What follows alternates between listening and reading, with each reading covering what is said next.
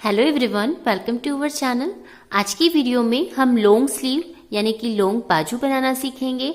आज का video requested video है। ये जो मैं बाजू आपको बनाना बता रही हूँ ना, ये आप कुर्ती में भी सेम तरीका है और ब्लाउज में भी, दोनों में आपको इसी तरीके से बनानी है। तो चलिए शुरू करते हैं।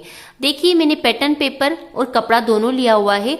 पैटर्न पेपर में अच्छे से मार्किंग नजर आती है, इसलिए पहले मैं आपको पैटर्न पेपर पर भी समझाऊंगी। सबसे पहले हम फैब्रिक को फोल्ड करना समझ लेते हैं कि फैब्रिक को फोल्ड कैसे किया जाता है। तो हम जो बाजू बनाएंगे वो यहाँ तक की रहेगी, यानी कि बिल्कुल लॉन्ग रहेगी। तो देखिए, सबसे पहले तो बाजू की लंबाई मेजर करना है आपको। हमारे शोल्डर से यहाँ तक आपको मेजर करना है, एकदम स्ट्रेट हैंड रखवाकर। ठीक है, ये तो बाजू की लंबाई हो गई। उसके बाद यहाँ से यहाँ इस तरीके से बॉटम मेजर किया जाता है। ये देखिए, लॉन्ग बाजू बना रहे हैं तो थोड़ा सा मुझे इतना लूज चाहिए, तो मैं 7 बॉटम लूंगी। तो इसमें यहाँ से यहाँ की जो गोलाई है, इसे हम बॉटम कहते हैं, ये मेजर करते हैं और लंबाई मेजर की जाती है। ठीक है, कि आपको कितनी स्लीव्स लंबी चाहिए। अब इसे ओपन करते हैं। अभी जो फिलहाल कपड़ा है मेरा, वो 2 लेयर में है। ओके, यानी कि 2 लेयर्स में है। ये देखिए, और अब इसमें डिजाइन है। तो जब भी कोई डिजाइन वाला हो ना, तो आपको देखना है। जैसे कि इसमें जेब्रा यानी कि एनिमल प्रिंट है, तो एनिमल प्रिंट में अगर मैं इसे इस तरीके से स्लीव को बनाती हूँ तो हमारे एनिमल्स आड़े हो जाएंगे, और तो स्लीव्स हमें इस तरीके से बनानी है। तो मैं अब इसे देखिए 2 फोल्ड है, तो मैं इसे 4 फोल्ड कर रही हूँ इस तरीके से। तो ये हमारा 4 फोल्ड हो जाएगा। अब मैं इसे अच्छे से झटक कर सेट कर देती हूँ। अब आप देख सकते हैं कपड़ा जो है हमारा 4 लेयर्स में हो चुका है। अब मैं आपको पैटर्न पेपर्स पर सारी मार्किंग समझाती हूँ। तो चलिए मैं इसे अलग हटा देती हूँ। अब आप देख सकते हैं मैंने पैटर्न पेपर ले लिया है। अब पैटर्न पेपर में आपको एक चीज नोटिस करनी है कि फोल्डेड साइड कौन सी है, ओपन साइड कौन सी है। देखिए, फिलहाल मेरा पैटर्न पेपर 2 लेयर्स में है। ठीक है, क्योंकि मैं इसमें पैटर्न पेपर में एक स्लीव्स आपको बनाना बताऊंगी, और कपड़े में हमारी कितनी लेयर्स होती है, 4 लेयर्स। ओके, और ये साइड जो है ये फोल्डेड साइड है, और इस तरफ जो साइड है वो ओपन साइड है, यानी कि खुला भाग है। ठीक है, तो इस तरीके से मैंने इसे रख दिया है। अब सबसे पहले हमें मेजर करना होती है हमारी स्लीव्स की लंबाई। ठीक है, तो जो भी आपको लंबाई चाहिए उसमें आपको 1 से 1.5 इंच प्लस करना होता है। 1.5 इंच प्लस करेंगे तो ज्यादा बेटर होगा।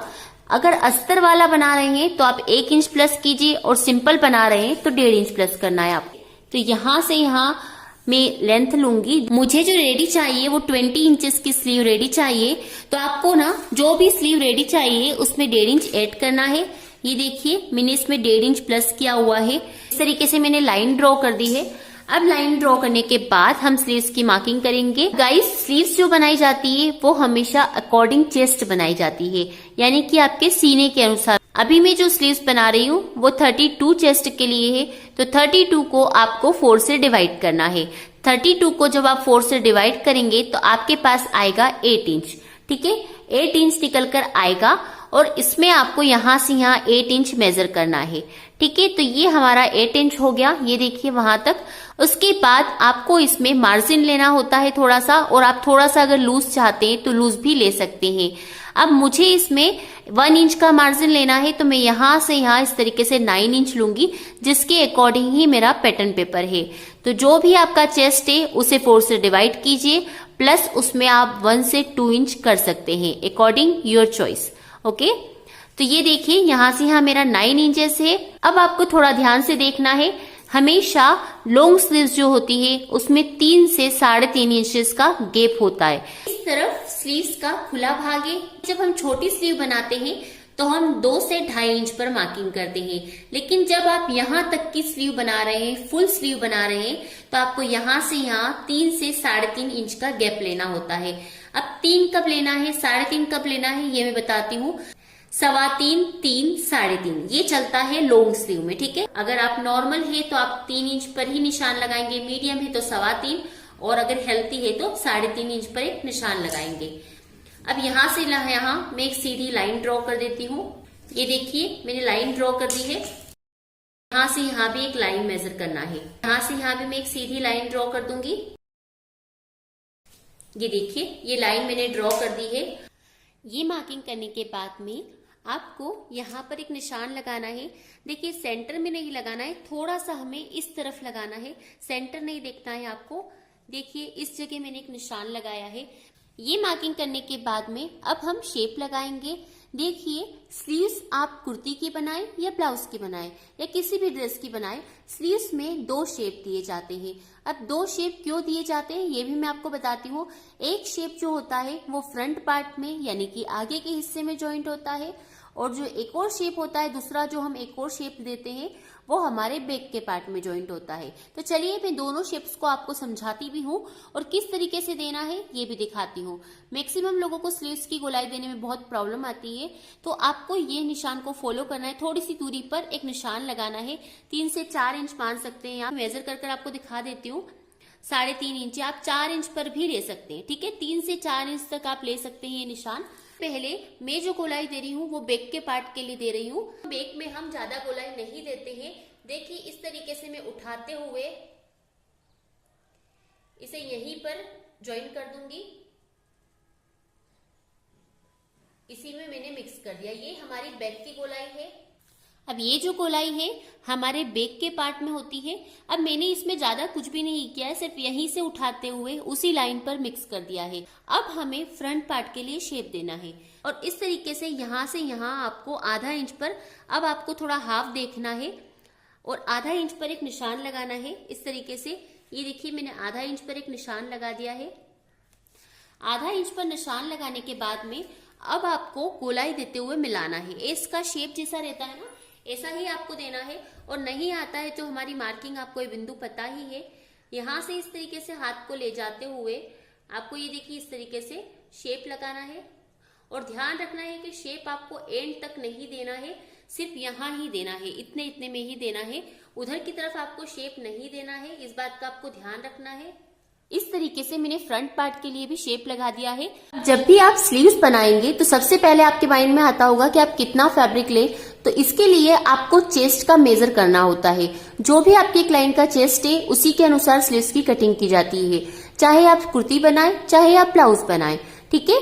तो हमारे जो केस में चेस्ट है वो है 32, तो 32 को आपको 4 से डिवाइड करना है। जैसे 32 का 4th पार्ट होता है 8 इंच आएगा, प्लस मैं उसमें 1 इंच एक्स्ट्रा ले रही हूँ। आप 1 इंच से ज्यादा भी ले सकते हैं, 2 इंच भी एक्स्ट्रा ले सकते हैं। अब हम बॉटम के लिए निशान लगाएंगे। बॉटम हाथ की गोलाई को कहते हैं।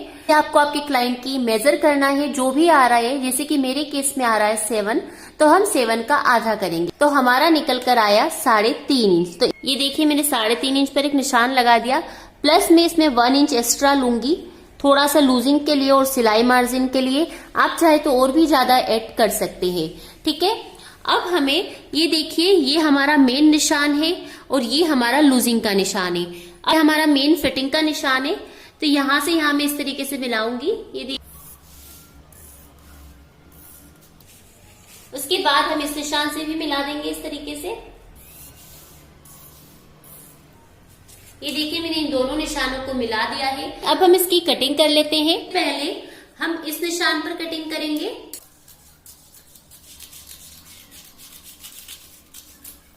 उसके बाद में आपको एक पर्दे को उठाना है इस तरीके से, और ये वाला शेप कटिंग करना है। ये जो शेप है ये सिर्फ फ्रंट के पार्ट में दिया जाता है, बैक के पार्ट में ये गोलाई नहीं दी जाती है। ये देखिए, ये हिस्सा मैंने निकाल दिया है। बाहर वाले निशान पर कटिंग कर देंगे। तो इस तरीके से ये देखिए, इस तरीके से मैंने कटिंग कर दी है पूरी। ये हमारा पैटर्न पेपर पूरा रेडी हो चुका है। पैटर्न पेपर पूरा रेडी करने के बाद में हम इसे कपड़े पर प्लेस करेंगे। अब गाइस, मैंने वापस फैब्रिक रख लिया है हमारा, और फैब्रिक की ये फोल्डेड साइड है, बंद भाग है, और इधर फैब्रिक की ओपन साइड है। और कपड़ा जो है हमारा 4 लेयर में है। देखिए, 2 लेयर ये हो गई, 1 2, एंड ये हमारी 3 लेयर, और ये हमारी 4 लेयर। हमने जो पैटर्न पेपर कटिंग किया है इसी के अकॉर्डिंग इस पर मार्किंग करना है, इसलिए मैं कपड़े पर मार्किंग कर कर आपको नहीं दिखाऊंगी। कपड़े का फोल्डिंग स्टेप्स और ये मुझे दिखाना था। इसकी जो फोल्डेड साइड है वो मैं इसकी फोल्डेड साइड पर रखूंगी। ये देखिए, तो ये देखिए मैंने सेट कर दिया है। अब मैं इस पे पूरी मार्किंग ले लेती हूँ। इस तरीके से मैंने इस पर मार्किंग लगा दी है और कटिंग कर दी है। ये देखिए, अब मुझे फ्रंट साइड की गोलाई की कटिंग करनी है, तो मैं 1/2 इंच अंदर मेरी मार्किंग की हुई है। मैं आपको नजदीक से दिखाती हूँ। जिस तरीके से मैंने पैटर्न पेपर में की हुई थी, देखिए यहाँ से यहाँ तक तो 2 हिस्सों को उठाकर हमें ये कटिंग करनी होती है। 2 हिस्सों को उठा लीजिए, ये 2 हिस्से हैं, इन 2 को उठा लिया है मैंने। इस तरीके से मैं दोनों स्लीव के फ्रंट पार्ट को पकड़ते हुए कटिंग कर दूंगी। ये स्लीव की कटिंग सिर्फ फ्रंट पार्ट में ही की जाती है, ज़्यादा शेप वाली। ये देखिए, ये फ्रंट के पार्ट में से हमने निकाला है और देख सकते हैं पूरी कटिंग हमारी हो चुकी है हमारी बाजू की। ये देखिए, और इसका जो पैटर्न पेपर है वो भी हमने कटिंग कर लिया है। इस तरीके से आप किसी भी साइज़ की स्लीव्स बना सकते हैं। आपका चेस्ट साइज़ कुछ भी हो, लॉन्ग स्लीव का पैटर्न बनाने का यही होता है। आई होप गाइज आपको ये वीडियो पसंद आया हो। वीडियो पसंद आया तो वीडियो को लाइक शेयर सब्सक्राइब ज़रूर कीजिएगा। फिर मिलती हूँ नेक्स्ट वीडियो में किसी नई चीज़ के साथ। तब तक के लिए bye bye and thanks for watching.